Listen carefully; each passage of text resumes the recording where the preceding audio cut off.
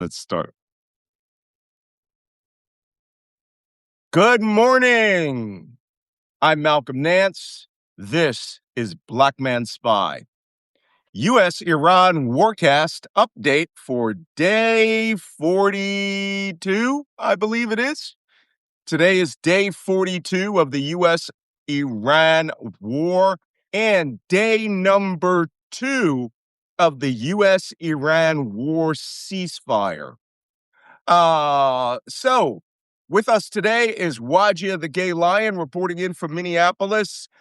Jacob Kaarsbo, our Danish intelligence officer, Middle East officer extraordinaire, is not with us this morning. He, as usual, he is a big fish in a small pond. So he's out giving a speech. He's like a huge person in the Danish national security and security consulting industry. So he is always in demand when you consider the size of Denmark. If I'm not mistaken, what is the population of Denmark? I believe is 5 million. And I like to joke that there are 8 African Americans for every Dane on this planet. There are 42 million Black African Americans and only 5 million Danes. And we could come in there and watch over that country anytime. I think we should get 6 million of us to go over on tourist visa and declare it like brotherland. So it's a possibility. You never know. They're looking out for it. But we wouldn't, because the cost of living there is astronomical. It's really expensive. Good morning, Wajeeh. How are you? I'm good. I'm good, man. It's been a stressful couple weeks and a roller coaster. Yeah. It's been a roller coaster. Well, I want to thank everybody who has been recommending on Substack, especially because I made a bunch of typos in one sentence. Um, in one of my articles, everybody's like, "Get some sleep," and I did. I got some sleep last night. I put I do what I do when I'm in the field or when I'm traveling on an airplane. Earplugs, eye mask, full sensory deprivation. When I went to where was it? When I went to Greenland, because it's also cold, I have one of these inflatable neck braces that actually has Hmm. a hood on it and an eye mask section that comes down that you can tie off. It like turns your whole head into a hoodie and a neck brace so that you can sleep properly, out on the Arctic ice glaciers, right? So and put those earplugs in and you will sleep like a baby because you don't have to wake up at 1 a.m. thinking, "Oh my God, let me check and see if the ceasefire has broken." No, you sleep all the way through. I slept from 9 a.m. till 6 in the morning this morning. And Nice. which is amazing because I usually get up at exactly 3:30 every morning. I don't have to notify myself. I could go to bed at 11 at night. I'm getting up at 3:30 in the morning. So that's just one of those things. So good. Now Jacob's not here with us, but before we start, you can see we have the headgear. Wajeeh's in his Nehru hat.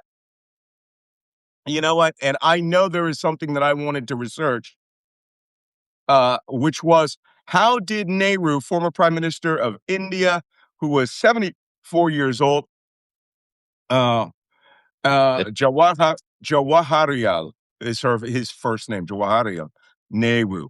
How did he die? Oh, it was just a heart attack at age 74.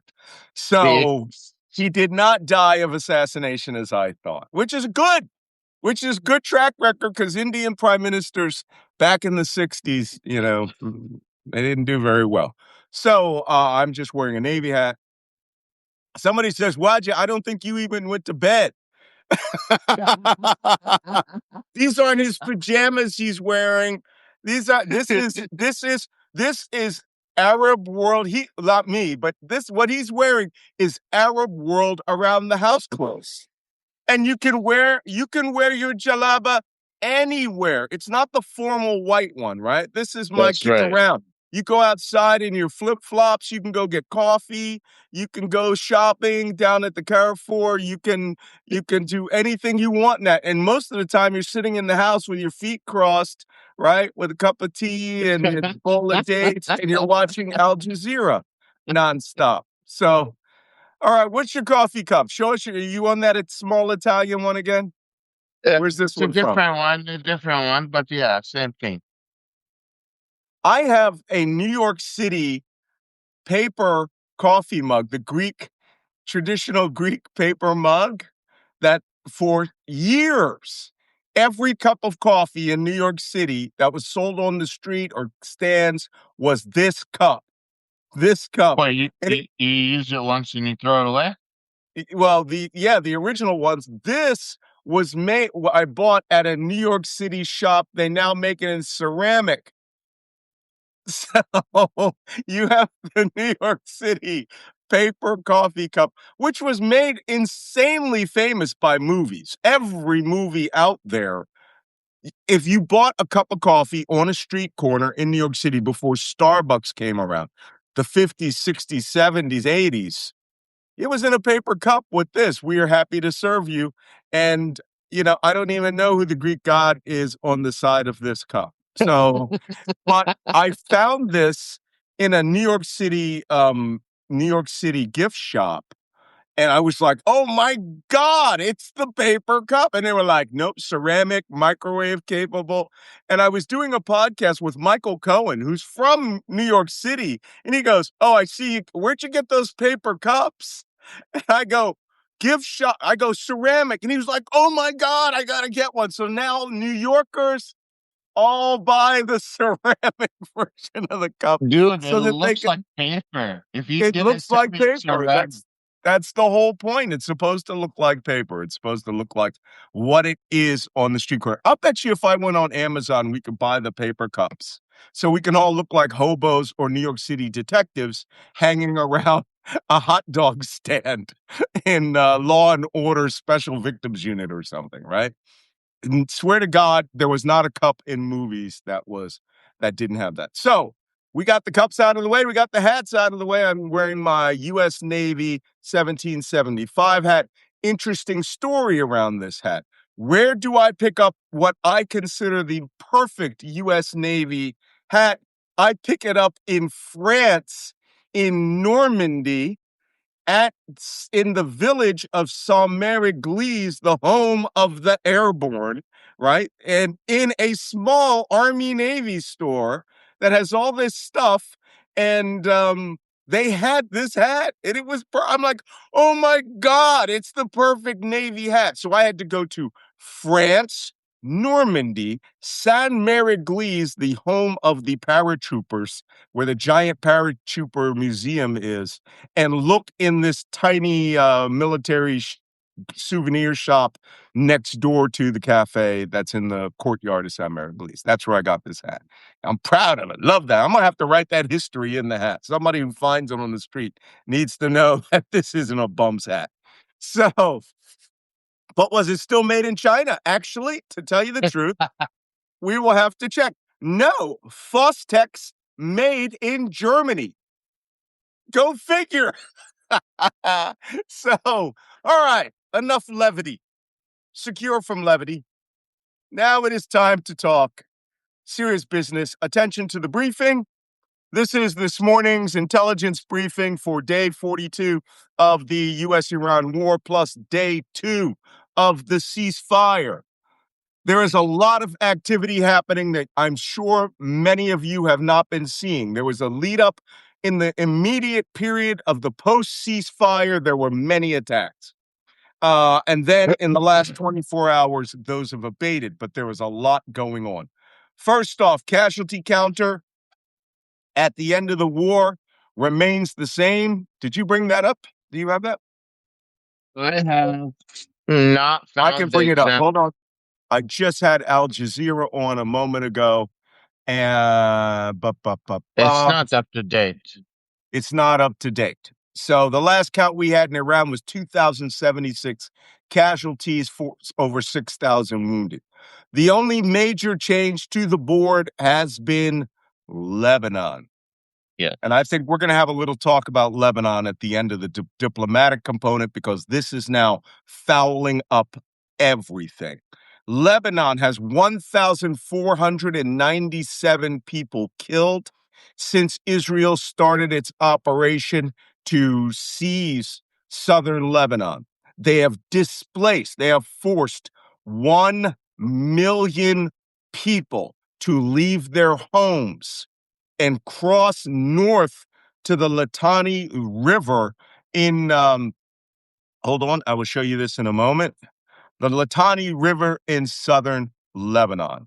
And so I will bring you there. It is looking like Israel is going to annex It 20% of Lebanon. They already have taken over 30 kilometers, I think. Right. Well, this is not good. Millions of people have left their home. Another thing is that they are now carrying out most of these airstrikes that we're seeing um, are taking place in Beirut. The southern side of Beirut City is occupied by the Shia Muslims of Lebanon. And that was a stronghold, a headquarters of Hezbollah. They are just Gazifying southern Beirut right now. That's the only way to put it. I'm going to show you some video. I don't know what Benjamin Netanyahu has in mind, but he appears to be on a holy war against the Shia of Lebanon. And that's going to cause problems in itself. So there it has been since we last spoke yesterday morning, 203 civilians killed in airstrikes in Beirut, right? That is not good at all. Let me go to Tyre, the city of Tyre in southern Lebanon. This is a major city. It is not a small town. Uh, it is the home of the Phoenicians, right? A lot of Lebanese Christians say we're not Muslims, we're Phoenicians, and it's true. This was Yeah. part of Phoenicia back in the days of antiquity. I will go to the big board here, and where that red dot is the city of Tyre. I will give everybody a clearer shot here. If you see Kifar Rosh Hanikra over here in the lower left corners, Rosh Hanikra is the last point. Whoop, on the left side here, I'm doing it wrong. Over here, that is the last point on the Israeli-Lebanese border. This white line is the line of confrontation. It's their border right here going all the way across up into the Golan Heights to the east. This area from that red dot all the way down to the border and everything in between here, all these villages of which 1 million people have had to evacuate. And that's not all of it. It goes all the way over to the Syrian border. Let me move this cursor over there. Goes all the way to the Syrian border. Apparently, Israel has decided they are going to annex 20% of the nation of Lebanon, which is now causing the entirety of the ceasefire operation. I'll show you how big Lebanon is. You know what that's doing? That's making every Arab country, that's making every Muslim that had a conspiracy theory about how Israel is wanting to annex the rest of the neighboring nations and take over. That is exactly what that's doing. Yep. It's increasing the anti-Semitism in the global stage. It is not making Jews safe. It is doing the exact opposite. I don't know what he's thinking, but these actions are um, mobilizing the rest of the Shia community and even other sects, including the Sunnis. Many of them are mobilizing against that because they're seeing it as an invasion of their Muslim nations. Yep. It's not looking good, and it's literally getting all of them against the U.S. and Israel. So if this is Lebanon in its entirety, following the cursor, this is the Syrian border. This is the Syrian border. Syria borders it on the north and the east. Israel along the south and southeast, including along the Golan Heights. Last largest town in Israel is here, Kiryat Shemona. Been there, done that. That is the home of chickens and giant chicken farms up there. And this is Lebanon. Right across here, this dot, Tyre, here, going all the way across, as you can see, is about 20% of Lebanon. Israel is intending to annex, as they call it, a safety zone, and they have hinted, not broadly, they've pretty much said they're going to destroy every village, every house, every habitation in there. They're going to turn that into a security zone where if you're in there, they're going to kill you. So, Lebanon is go ahead. sorry. Lebanon is not that big. Without traffic, you can drive from the north to the south an hour and a half, 2 hours max. No, no, no. It's slower than that. I've gone from Beirut to Tyre. It's a little longer. But the point is, it still is tiny, smaller than Minnesota, right? Um, much smaller. But the capital, Beirut, is where everybody lives. Up here, everyone who's not in Beirut is in a village. Beirut, Sidon, Tyre, and Tripoli up in the north. Those are the only real sizable villages. Beirut is, I think Beirut's 2 million people. So all of these shots, these attacks there are killing people, right? You can't miss. And I'm going to show you some video of the types of attacks the Israelis have done. But let's not diverge on that. We're going to get on the Lebanon later. But it is now the crux of the entire ceasefire in the Middle East. As a matter of fact, Iran is pretty much arguing that the ceasefire is being broken and that they are going to walk away. So first, oil. Oil had a massive dip after the announcement of the ceasefire yesterday or the day before. Oil dropped down to as low as $87, but within hours, down from its high of $115. West Texas Intermediary dropped down to $87. That's almost a $20 drop in a matter of hours. By the next morning, when Donald Trump started tweeting, it jumped back up to $99.53, up $5 and climbing this morning. It will go back over $100 because the ceasefire doesn't look like it's going to hold, and Donald Trump is saying crazy things. Brent North Sea crude was at 98.84, up $4.33 since the close. It's just incredible.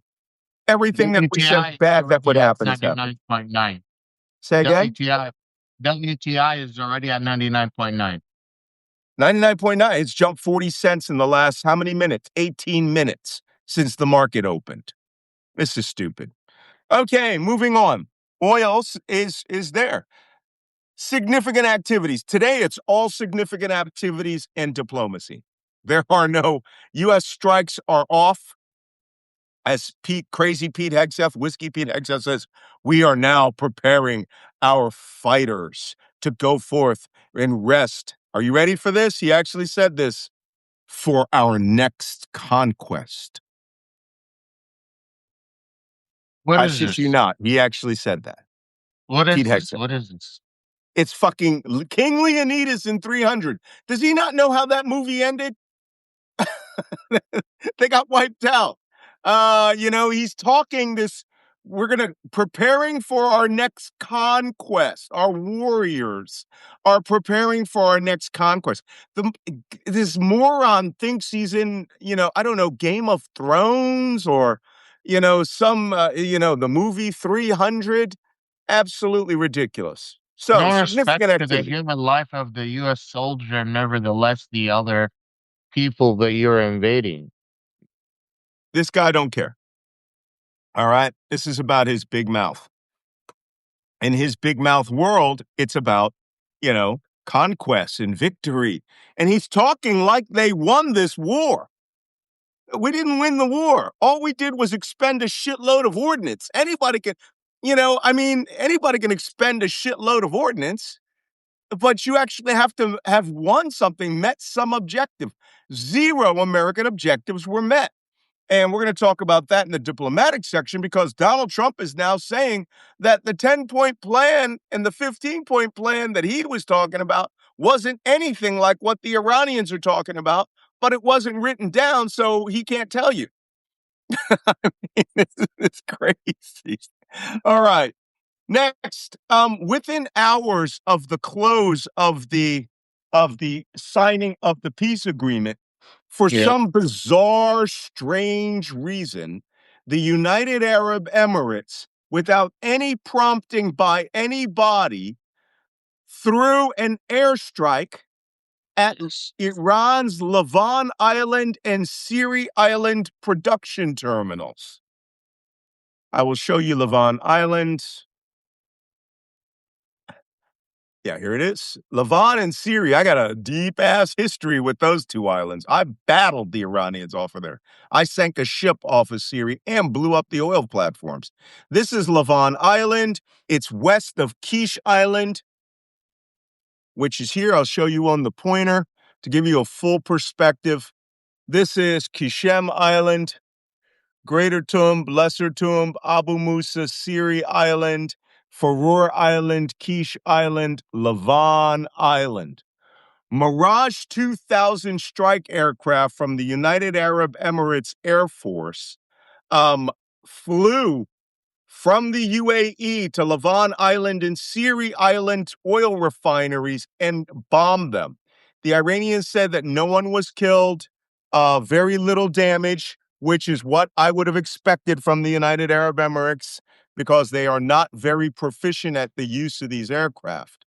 They have them, they spend a lot of money on them, but you got to actually do it in real operations.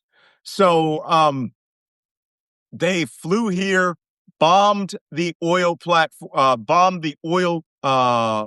terminal, and left. And here's another one of my favorite islands. This is a tiny little island, Hendarabi Island. There. So interesting. But the UAE did this after the ceasefire was announced, as if they had to get their licks in, right? Last chance. So, in response, within hours of the ceasefire ending and the UAE flying airstrikes against their oil refineries, Iran launched ballistic missiles at the UAE oil refinery in Fujairah, which is their offloading and bunkering facility that has fuel for hundreds of ships. Usually when you see Fujairah village is nothing, okay? These areas, Dibba and out here, this area, if I were to zoom in, let me see.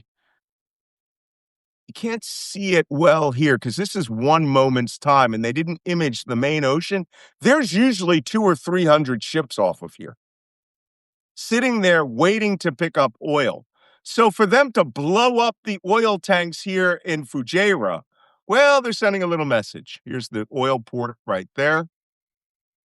And that message is, you attacked our place, we're attacking your place. Apparently you didn't get the memo on the ceasefire. And apparently they didn't, because that's why they attacked that facility. This is the deep water. I think this right here is the deep water harbor for the super tankers. There's multiple places up there. Very nice place. Oh, by the way, these mountains right here, when I was there, I was going camping and I was told do not go camping up there because there was an escaped lion. And it was true. There was an escaped lion Because we because have lions as pets. Emiratis bought lions as pets and they get them smuggled in and they keep them in their front yard next to the camels. And then one morning you wake up and the camel is eaten and you have to get rid of the lion. So someone, I'm not joking, dumped a lion in the mountains here just north of Fujairah. And this lion, full scale effing lion, went around eating goats, camels, anything that was up there. And they actually had to hire a team of South African hunters to find the lion. Oh, I'm not joking. This is not a joke. I will show you the actual story of the lions of Fujairah, right? Because actually, I think there was more than one lion. oh, And they, there's many lions that have escaped. Tigers, cheetahs, you name it. They have bought them illegally, and they have escaped. Bears, yes, yes. okay, wait. I know we got to get into the serious stuff, but here's some examples. In 2016, a lioness was captured roaming free in the Al Barsha area of Dubai. That's a good residential neighborhood. Al Barsha. There have been in 2008, there was a sighting in 2008 was considered by local liars to be large. Stray dogs. That's not true. They brought in a hunter. The hunter found the lion. The hunter killed the lion. And it was a very big story back then. So people do buy pets and keep them there. As a matter of fact, there's a photo here from just a few months ago of an actual lion that someone had. Here you go. This is not, I'm going to show you this right now. This is not AI. And this is quite a rare lion, actually, that That's you see. look at that. This is not a that shit ain't AI. This is real. This is from like the pre-AI era. Look, This he's is got an a female. Look, albino he's got a female tiger in there. He's got a goddamn Russian bear. That's legit. cheetah. That's a cheetah. All right, that's a tiger. You know, this is some Andrew Tate man hates women thing going on there. I don't know, but okay, that's part of their luxury lifestyle. Okay, enough for one morning. Let's move on. But the On UAE a had enough serious, money to attack sorry. Iran and to attack the oil refineries at Syria and Levant. Then they ended. The final strikes that Iran launched. I'm sorry, is this about the airstrike? Yeah, it's about the UAE. Okay, go It, ahead. it's it's not designed for war. The UAE was never designed to take hits and send back hits to a different country. So I'm kind of, on one hand, I think they have been talking big game to their people about, we are going to respond to the Iranians. We have uh, reserved a right for military response, and we will show them what's up. And they've sent their planes and they hit them.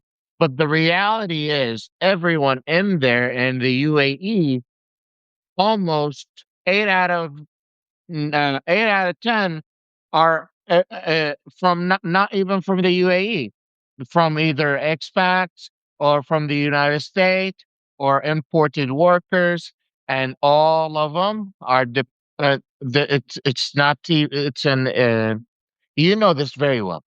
Whoa. It's very exchange relationship. I give you something, you give me something. It's not natural community that has formed. It's based on transaction. Mm, So if I don't feel safe in the UAE, if I don't have that my transactions that are supposed to come in from shipping and go out, then my relationship with you is kind of over. So if my relationship with you is kind of over, then the UAE as a whole, as an economy, kind of falls down. mm. So this is a little bit deeper. I wrote an article about it. I really think that you guys should read it. But sorry, I didn't mean to take too much of your time. That's okay. Okay.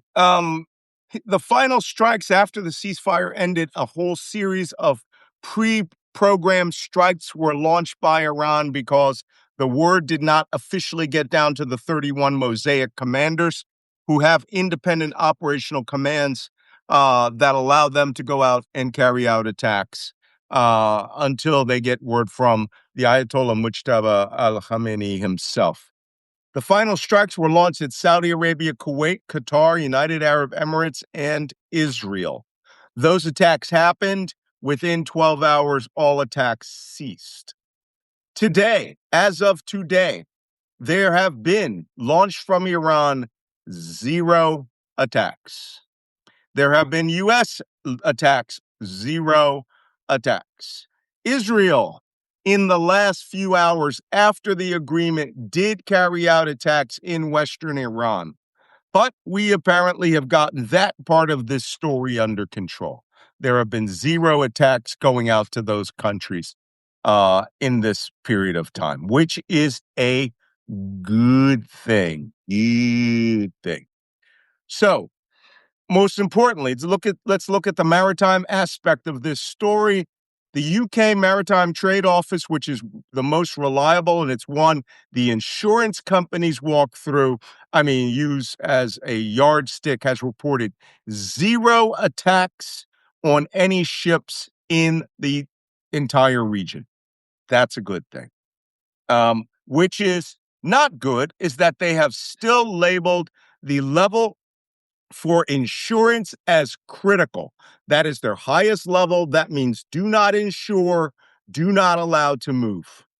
Right now, in terms of people who believe that the Strait of Hormuz is over, including, for some strange reason, J.D. Vance, who has all the most advanced intelligence in U.S. history available to him, flat out lied yesterday and said the Strait of Hormuz is completely open, ships are flowing through.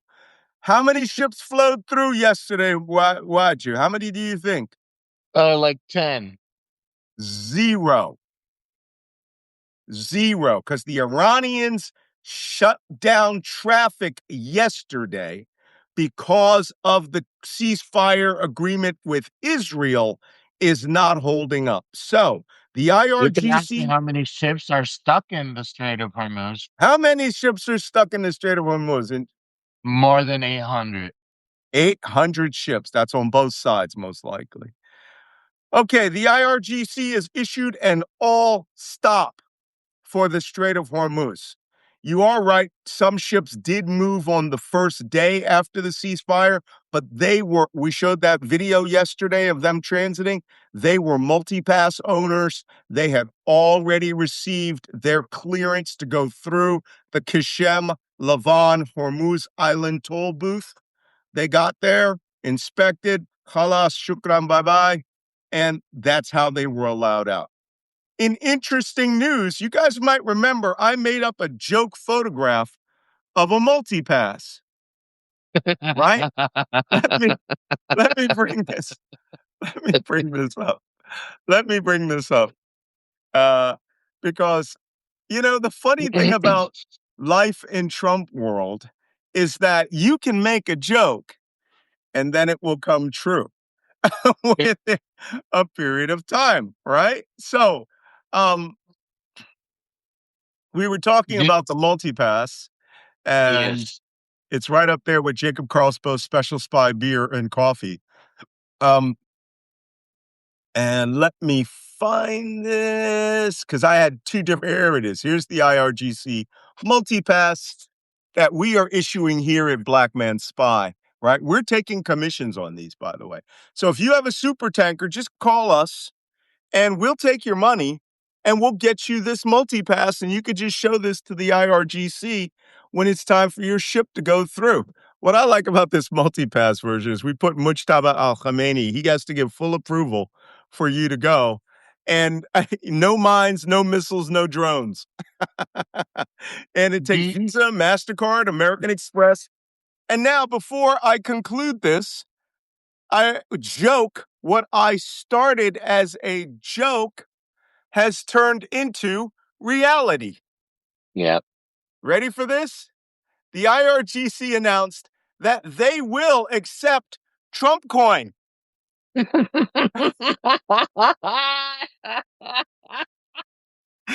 You think That's just I trolling couldn't at this make point. I It's just couldn't trolling. make this up, but it's true. There are three types of Bitcoin that they are accepting. They're accepting three types of Bitcoin. One of them is that, what is it, that true coin or whatever it is, real coin, whatever, that's backed by money, and Trump's backed Trump coin. Now, here's the kicker. They're not doing this to troll Trump, I don't think. I think they're using it as a legitimate vehicle to say, you're paying us. Hmm. You're paying That's us right. money. So That's right. Trump coin. Mm. I will get you the actual quote from the IRGC. And you know, those guys are, first off, when they're not sitting around laughing at up new Lego videos, they are sitting around laughing up how they control Donald Trump. And they're not just trolling Donald Trump. They know if they enrich him, he will not attack Iran. It's as simple as that. So they are actually using Trump coin as a system. I just want to show this to you. For those of you who go, "Oh my God, that multipass is from the movie The Fifth Element." Here is the actual multipass from the movie The Fifth Element with Lilu Dallas, who says multipass. I am going to get one of those easy buttons that you can put a recording on. I swear to God. And every time I say IRGC multipass, I'm going to hit that button and you're going to get IRGC multipass authorization to get your vessel through the Strait of Hormuz. Multipass. Did So, you see the RGC map for the exact route that ships are supposed to take yes, that's to? the same. It's the same route they've been using, the Kashem Levant toll booth. Yeah, And they're they said, dropped them. Well, go ahead. go ahead. Are you going to talk about mines? No, they did not. I was not going to talk about mine, but go ahead. Yes. The IRGC dropped hints that maybe you should not enter the traffic separation scheme because we will not be responsible for what happens to your vessel. And everybody They did goes, say that. oh, it's mined. And the IRGC's like, maybe. So, oh, uh, this this story could not be funnier. And people, you wonder why we're laughing in our intelligence brief, because we have to laugh, okay? This is one It's of just the, stupid. yeah. So, let me see. So here are the names of the actual Bitcoins that the IRGC is accepting now, and one of them is their version of Trump coin. Let me see. That's funny. There's a lot of people grokking that to see if that's true. It's saying yes. Okay.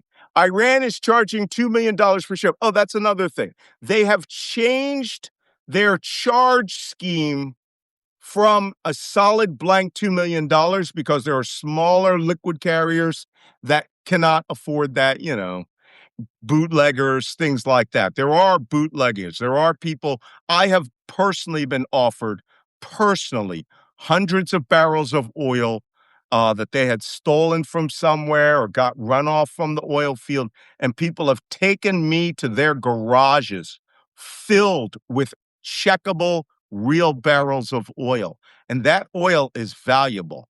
And there are brokers that will bring trucks over and they will fill these scrub tankers with this oil. And over 10 years that I lived in the UAE, two or three times, two guys actually showed me their barrels. And the third time I was offered oil from Iraq. And what I helped them get it out as being the legitimate American face of the thing. And I was like, no way. I could have made a few $100,000, but just ain't worth the effort, right? Next, Iran is charging $2 million per ship. However, they have, for these smaller vessels, instituted a new scheme. Once the ceasefire is in operation, they will be charging $1 for each barrel of oil you bring out, which is a discount because VLCCs, very large crude carriers, generally bring somewhere around 1 million barrels of oil at a time. So between 1 million and 2 million is what you're going to pay, right? This is their Bitcoin allowance, $72,000 per Bitcoin. Each ship will pay 27.7 Bitcoins per transit. Pre-crisis, it was 130 ships daily, which means 3,611 Bitcoins if you're paying by Bitcoin, or once a year, it would be 1.3 million Bitcoins a year. Multiply that by 72,000, and you'll be here in your $160 billion. So there's that. They're making bank. They're not only going to build their country back, they're going to build their military even stronger. They're going to be buying And Chinese stuff. But I had a prediction about that. The future of the IRGC. Like I said yesterday, they won't be building air bases again. They're going to turn that into civilian housing. Everything's going underground. Everything's that's tough. going underground. Let's see. IRGC pay by Bitcoin. Yes. A cryptocurrency and Chinese yuan toll in the Strait of Hormuz. Ships will pay $1 per barrel administered by the IRGC. Stablecoin. That's one of the Trump coins. Stablecoin will take precedence over Bitcoin if you're paying by stablecoin, which is backed up by real money from the U.S. government. This is Well, absolutely the stupidest thing I have ever, ever, ever heard.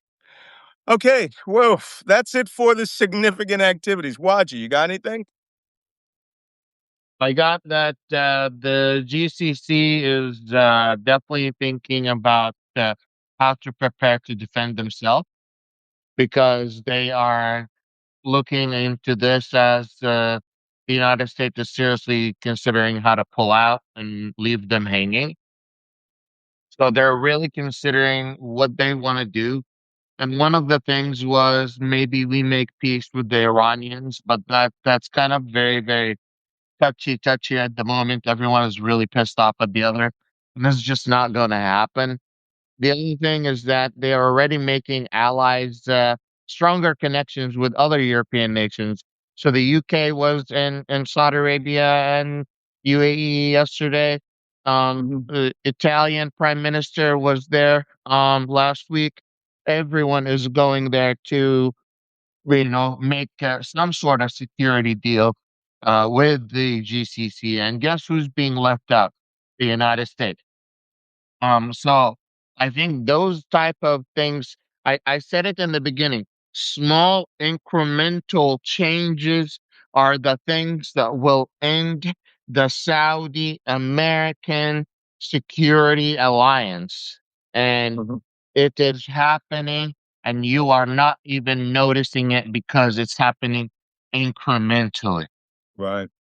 Well, I think there are going to be a lot of bilateral, trilateral, multilateral agreements between a lot of people. I mean, France has a agreement with United Arab Emirates, and that's why when they hit the port in Abu Dhabi, French fighter jets came right over from France and started flying combat air patrols and defending their airspace from drones. That is a defense agreement between France and the UAE, right? And it was also part of that agreement so that the Paris Louvre Museum of Abu Dhabi, full disclosure, which my late wife helped design that island, um, that place holds an enormous amount of the material that was in store in the Paris Louvre Museum is now in Abu Dhabi. So you don't want cruise missiles or ballistic missiles dropping smack down and destroying a major part of French culture because you didn't defend them. So French fighter jets have been flying patrols over the UAE for some time. And you're going to start seeing bilateral agreements. Also, don't forget, right now, this is the time when countries want to do defense sales, right? Yeah. And the Saudis are looking to buy. And I think that Americans are going to be the Americans, other than Patriot interceptors, are going to be cut out of these deals. The South Koreans brought in those Koreans version of Patriot in a matter of weeks. They had a 97% kill rate. Everyone's going to be buying those South Korean interceptors. Even Ukraine wants them to Yeah. cut ties with the United States, you know? So that's very And interesting. Trump was actually very pissed off about that. He sent Marco Rubio to Saudi Arabia to tell Crown Prince Mohammed bin Salman he was disappointed that he met with the Ukrainian uh, uh, Zelensky and made a military contract to buy drones. And Saudi Crown Prince basically said, we had a contract with you to protect us, and you didn't. Yeah. We had to look somewhere else. Yep. Okay. Another thing. Yesterday, Iran announced that until there is an actual formal ceasefire, they will not allow more than 15 ships per day to go through the SOH. So that doesn't relieve any of the economic issues there. That means that you have to negotiate. And of course, you must have a multi-pass to get out that toll booth. So right now, as you see today, the SOH is closed. Closed. Zero vessels are being allowed through, and only those vessels that are being IRGC approved will be allowed through in the future. So we've given absolute control of the SOH to the Iranians. Now, if this deal, which is starts tomorrow, by the way, J.D. Vance, Marco Rubio are in Islamabad, Pakistan, or flying to Islamabad, Pakistan today to start these supposed talks with the Iranians. And we will see. This is where the formal agreement goes in. And right now, Donald Trump has played this game where he says none of the things that people are reporting, the 10-point document and the 15-point document, those aren't the documents that were agreed to. But everybody else, Pakistan, Iran, Turkey, Egypt, they're all like, yeah, that's the document. And you even saw Trump got angry at CNN and claimed CNN is fake news, those 10 points. And CNN goes, those 10 points come from the Iranians and you tweeted it. All right. So what more can you say? Wajeeh, I say we go to questions. Let's do it. Let's do it. There's a lot of questions. Let's have an on-time day today and get some of these questions asked. I know a lot of them. If they're oddball questions like about the hostage, about the pilot rescue and things like that, we have to focus on the things that we really are reporting on today. Sean says, is this still a ceasefire or just the Israeli ceasefire, which means not at all? Right now, people are making their protests today about Israel.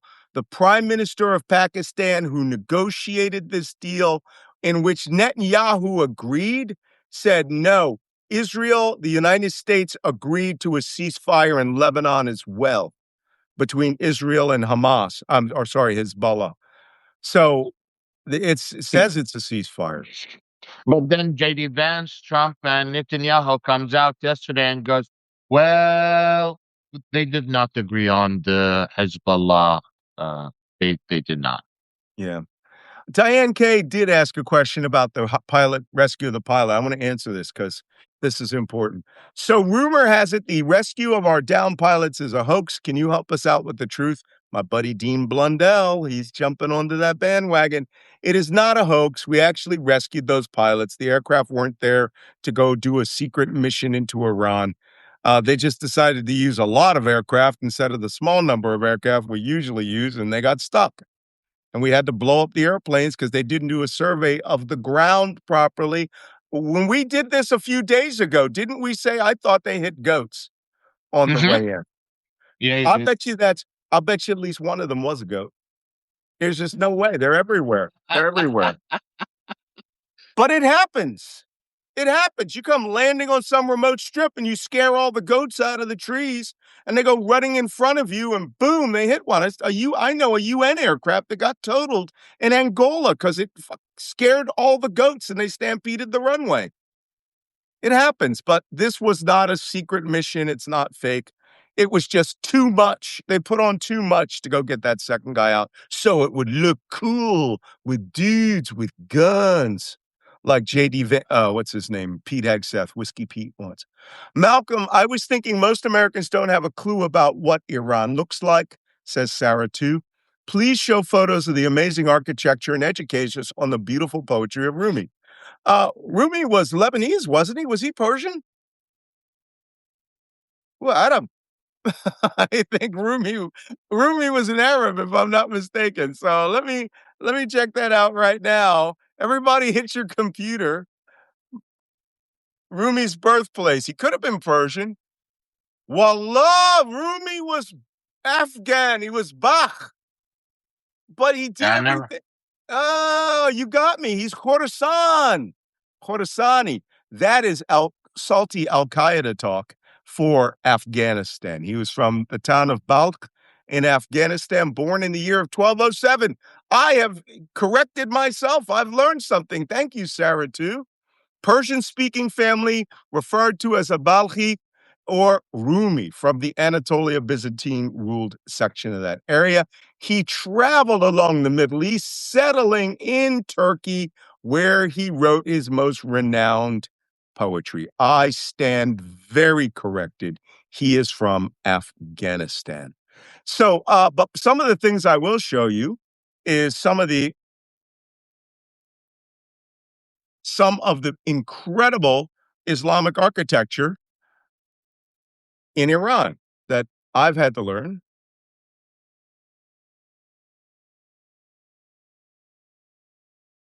Okay, let me give you some of this. Al, the first photo I'm going to show you is a building that was damaged by U.S. airstrikes in Tehran. This room, there's photos of it. It's part of a mosque attached to a palace in Tehran that was damaged by U.S. airstrikes. Okay, voila. But And then there's the palace made out of that glass. is incredible. That is sun coming through stained glass that you're looking at. Yeah. That's incredible. But they have many, many, many incredible mosques. This is the Blue Mosque of it's Isfahan, if I'm not mistaken. Just crazy, beautiful architecture inside and out. This is a mihrab. No, that's on the outside. But just amazing places that you'll see if Iran was open to us, right? You're not going to be seeing any tours by, Carson Wagonlit or Viking River cruises going to Iran. But the kind of people that would go on those tours would be those well-heeled old people, right? Who see this. Look at this place. Yikes. So, stuff that you want to see. I mean, thousands of years of architecture there.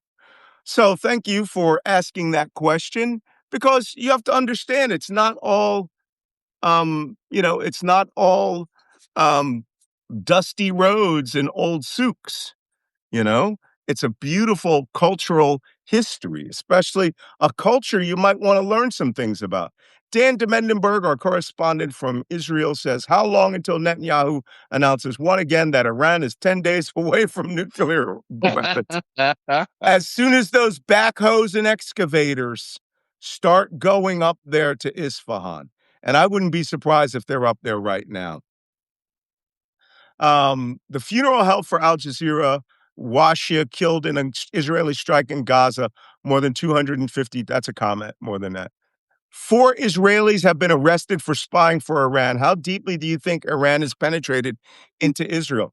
I understand it that I think 3 out of 4 of those cases, they were recruited online for cash. For cash. And there's always somebody, um, there's always somebody out there that is willing to do something for cash. There always is. And if you put enough money on the table and you say, hey, listen, nobody will know how you got this, y'all, or you fake that you're a foreign reporter and you want videos and photos, you can get it. You can get that stuff. Oman has said that it will not accept any payments from Iran for SOH tariffs. How might this impact a peace treaty? That's from Alan Stewart. Mo money for us. Yeah. Right. That's what I was about to say. I can hear the IRGC now. You're like, oh, thank you. That you don't want it? Oh, okay. I We're appreciate it. We we're were just being charging, baby. We're willing to give you half. We're willing to give you half. All right, yeah. more money. I got it. Pay out. And Yeah. there's some government ministers in Oman that are going to be going to the Iranians like, hey, I've been authorized to take that $90 billion off of you. No. Nah. I remember I had an incident in Baghdad where I had $1 million transaction in cats.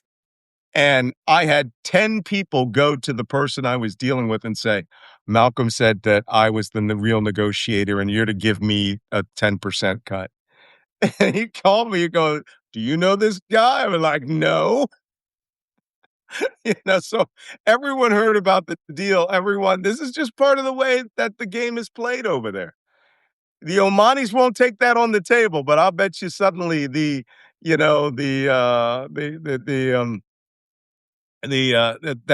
their sovereign fund suddenly grows by $50 billion. Okay, let's look at the next question. Hugh Culleton says if the U.S. pulls out of the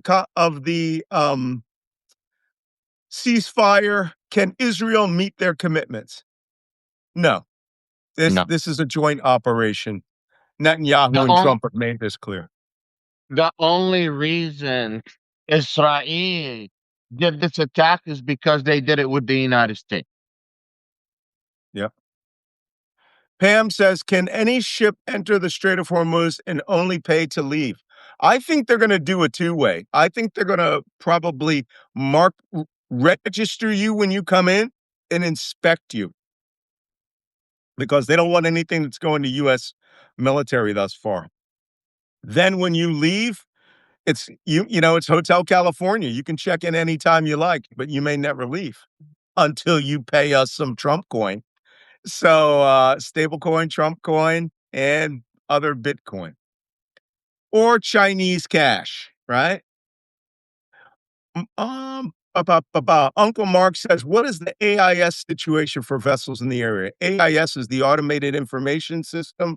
That is where when we videos with the little triangular tracks of is the ship reporting out to the shipping world where it's located. Those spoofs going on, right? Everyone wants everyone to know where that money's going, right? Larak Island, baby. Nancy Byman says, does the USA still use depleted uranium munitions? Yes, they do. The A-10 Warthog uses bullets on its 30-millimeter Gatling gun that are depleted uranium. Alan D. Brewer says, what will Iran be doing during the ceasefire to resuscitate its military? Do we know if Russia is continuing to supply Iran with weapons and intelligence? We are assuming Russia is going to take this opportunity to make some money and will be providing them with weapons. I think intelligence is coming for free. Yeah. I suspect that Iran is just going to be inventorying itself. They're going to inventory. Somebody wants a multi-pass coffee cup. I should print real multi-passes that can go into your wallet, right? That'll be there like your AAA card or right, like your AAA card, right? Multipass, and you can whip that out. Oh, I should make those. We can have your pictures put on them. Could be part of your merch. My merch. I don't have any merch. All right. Okay. Dan says, just an update. Schools and workplaces in Israel are back to normal, except in the north. Gatherings of up to 5,000 are now allowed. Wow. I guess Iran is, oh, yeah, that was on the list today. 0 attacks on Israel. 0 ballistic missiles launched today by Iran. 0. Let's keep this up. Okay. That is the last question. So Wajeeh, any last comments before we reconvene tomorrow? I will be in New York City. I wish you safe travels. Thank you, everyone, for your support. If you enjoy what we are giving you in information and intelligence, I hope you consider becoming a paid subscriber for Malcolm or myself. We do this full time, so you don't have to do it full time. Um, Relax, let us do the hard work, and just read the deep dives and watch this podcast. Yep. One last question. EG says, are the Iranian Lego videos banned in America now? Because apparently new laws were passed concerning sharing these videos. No, Yeah. no, no. I was watching them bad boys this morning, and I saw another intelligence analyst who does psychological operations come out and go, these are world class. These are the best propaganda videos ever, ever done. And, I mean, yeah, I'm taking notes. Just let me put that out. Uh Dan also says my nephew was drafted into the IDS Armor Division 3 weeks ago. To keep him out of Lebanon, should I break one of his limbs? No, No no, you comments. can't break his limbs. But hey, bad falafel happens, right? Bad falafel, rancid oil. It's been deep fried in rancid oil. He'll never know the difference. So he'll be out of commission for weeks. Okay, for those of you who are watching this on YouTube, you are watching a recording of the live broadcast that is put out every morning at 9 a.m. on Substack. That's at malcolmnance.substack.com. Same for Wajeeh Lion, who is on Substack. Follow us on YouTube. Make a comment if you enjoyed the programming. What do they say? Like, subscribe, share Yeah. that material. And again, it's $7 a month to get us to give you intelligence, not just every morning when really crazy things happen. We do special programs to explain it right away from an intelligence professional's perspective. Also, follow us. If you haven't hit that rondelle up top, hit it and follow Wajeeh, follow myself, and come to this briefing every morning and tell your friends. Tell other Substack podcasts, hey, y'all should watch Malcolm and Wajeeh and, get the 411 on what's really going on out there. There are a lot of people out there with a lot of podcasts. So we think that we're giving you a high quality product here. And you get plenty of laughs and see funny hats. I'm breaking into the skiff today. I'm going to be getting some of my unconventional hats out there. I got an Iraqi one that will just blow you away. You won't even believe it. You'll surrender when I show you that hat. Okay. So, guys, tomorrow I'm going to speak at the National Action Network. That's Reverend Al Sharpton's conference tomorrow on a panel on national security. So, I will be in New York City tomorrow through Saturday. So, if you're in New York City, you want to have a coffee, come up to the conference, just register, come watch the show, say hi. We'll have a whole panel of experts who will be in there. Also, we're relating this to the African American experience in the United You States. should make a post about So it's that to Malcolm. I should, and and I also may make a special post about we have a highest level of subscriber called Circle of Spies, and if any of you are in that category, that's the one that's like 800 a year. We could be going to lunch. So I may just say, hey, anybody in this category that wants to go to lunch with me, and if you're in Manhattan or the North Jersey area, come on over. We'll all go over to San Supplice or some other really fancy place and have and talk smack and have our own show amongst us with drinks. You never know who else I can get out there. I have been planning to do that for some time. I'm going to do that here eventually. Wajeeh, thanks for coming. We'll see you tomorrow. Thank you for having me. See you tomorrow. All right. Take care, guys. Bye bye. Bye bye.